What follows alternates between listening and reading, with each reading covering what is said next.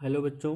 आज हम लोग पढ़ेंगे 10th साइंस में केमिस्ट्री के अंतर्गत जो हमारा दूसरा चैप्टर है उसे हम लोग अम्ल क्षार और लवण के नाम से जानते हैं।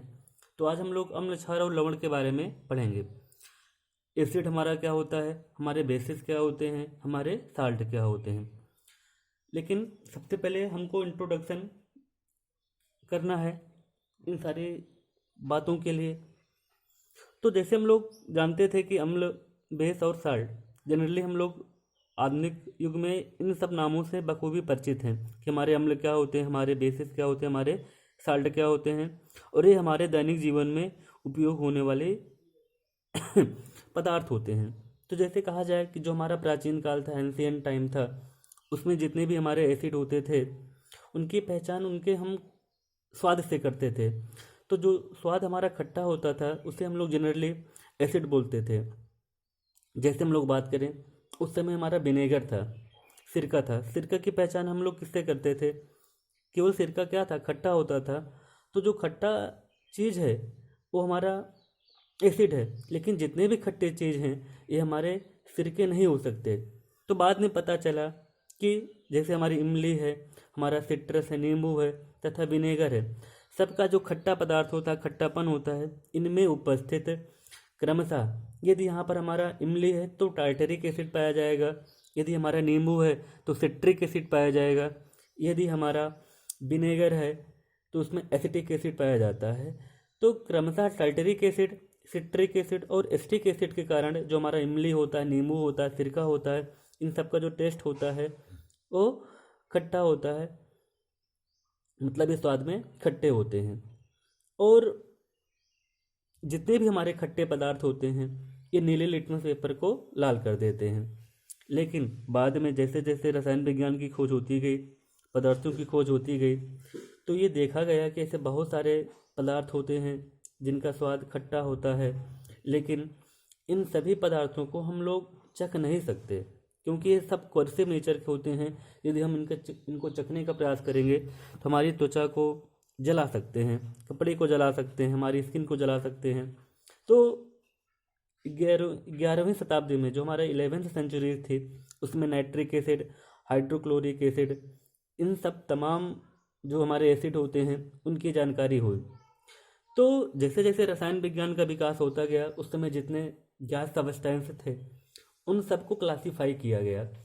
तो क्लासीफाई करने के लिए इनको 3 भागों में डिवाइड किया गया। पहला हमारा था एसिड था, दूसरा हमारा था बेस और तीसरा हमारा था सार। कहने का मतलब हुआ अम्ल में, क्षार में और लवण में उन रासायनिक यौगिकों को, उस समय जितने भी ज्ञात रासायनिक यौगिक थे उनको विभाजित किया गया। तो हम लोग आज बात करेंगे तीनों के बारे में क्रमशः। तो सबसे पहला हमारा होता है अम्ल। सबसे पहले आपको अम्ल का सामान्य गुणधर्म पढ़ना है। वास्तव में आज के अकॉर्डिंग इनकी डिफिनीशन क्या होती है उसके बारे में हम लोग आगे चर्चा करेंगे। तो जो हमारा अम्ल होता है उन अम्लों के सामान्य गुण क्या होते हैं। तो जितने भी हमारे अम्ल होते हैं सबसे पहले ये स्वाद में खट्टे होते हैं। अभी हमने बताया कि जितने भी अम्ल होते हैं हमारे स्वाद में खट्टे होते हैं। जब इनको हम टेस्ट करेंगे तो इनका जो स्वाद होगा वो खट्टा होगा। परंतु सभी अम्लों को कभी भी चखना नहीं चाहिए, परंतु सभी अम्लों को चखना नहीं चाहिए क्योंकि ये संक्षारक होने के कारण त्वचा को जला देते हैं। ऐसे बहुत सारे अम्ल होते हैं जो स्वाद में खट्टे तो होते हैं लेकिन उनको खाया नहीं जा सकता क्योंकि ये संक्षारक होने के कारण त्वचा को जला देते हैं। जितने भी हमारे आगे हम लोग बात करेंगे कि जो हमारे अम्ल होते हैं वो 2 प्रकार के होते हैं। एक हमारा होता है, कह सकते हैं कि कार्बनिक अम्ल और अकार्बनिक अम्ल।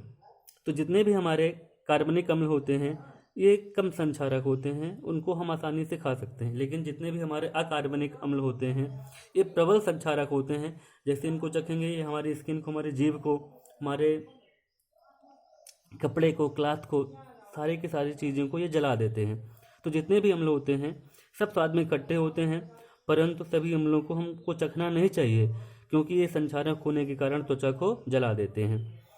दूसरी बात यहाँ पर है कि जितने सारे अम्ल होते हैं वो सबके सब जल में विलय होते हैं। चाहे वो हमारा कार्बनिक अम्ल हो, चाहे वो हमारा अकार्बनिक अम्ल हो, सबके सब हमारे क्या होते हैं, जल में विलय होते हैं।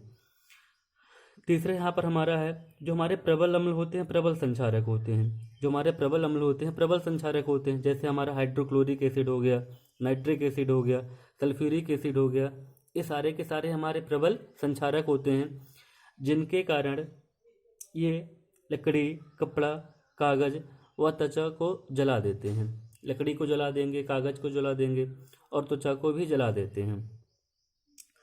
चौथा है, सबसे मेन पॉइंट जो हमारा अम्ल का होता है, ये नीले लिटमस पेपर को लाल कर देते हैं। जितने भी हमारे अम्ल होते हैं, यदि उस अम्ल में नीले लिटमस पेपर को डिप करें तो नीला लिटमस पेपर रेड में कन्वर्ट हो जाता है तथा मिथिल ऑरेंज विलयन को गुलाबी कर देते हैं।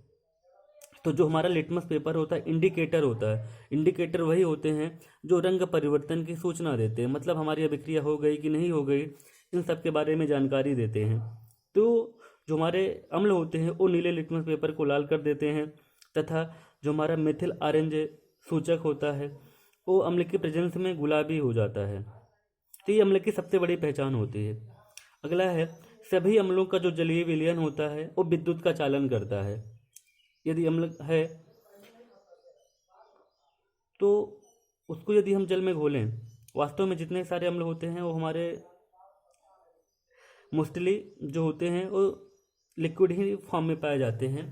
तो चाहे हम अम्ल की बात करें या फिर उस अम्ल के जलीय विलयन की बात करें, सब के सब हमारे विद्युत के सुचालक होते हैं। ऐसे बहुत सारे अम्ल होते हैं, या फिर कह सकते हैं कि विद्युत का चालन आसानी से करते हैं।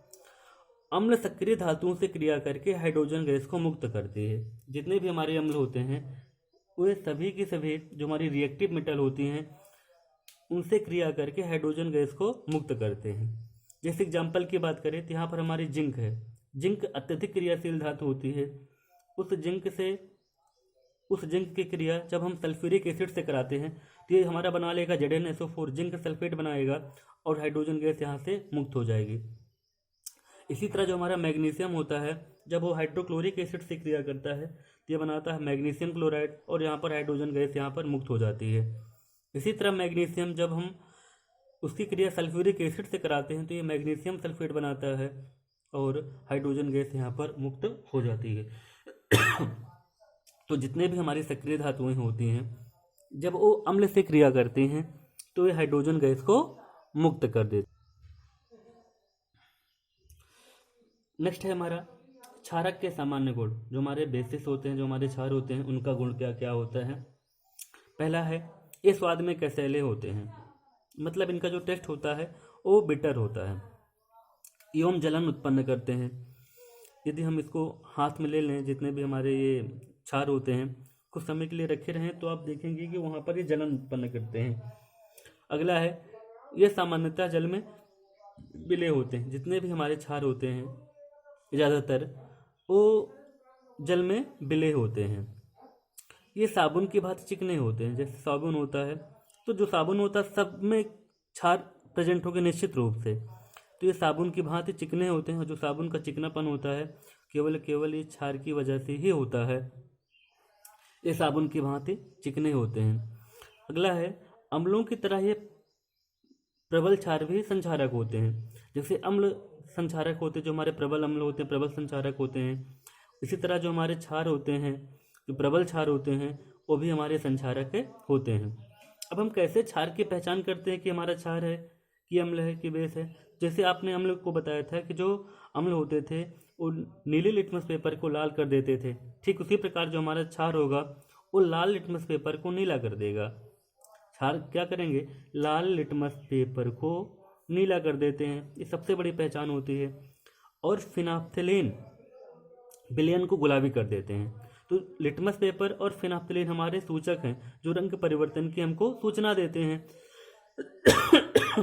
या फिर कह सकते हैं कि हमारे रंग होते हैं, कलर होते हैं, जिनका एसिड मीडियम में कलर अलग होता है और बेसिक मीडियम में जो कलर होता है वो अलग होता है। मतलब अम्ल में कुछ कलर देंगे और क्षार में कुछ कलर देंगे। तो जो क्षार होते हैं वो लाल लिटमस पेपर को नीला कर देते हैं तथा फिनाफ्थलीन विलयन को गुलाबी कर देते हैं। जितने भी क्षार होते हैं उनका जलीय विलयन विद्युत का सुचालक होता है। यदि हम क्षार का जलीय विलयन बनाएं और उनमें विद्युत धारा का प्रवाह करें तो आसानी से उनकी आयनों में या फिर आयन की उपस्थिति के कारण ये विद्युत का चालन आसानी से करने लगते हैं।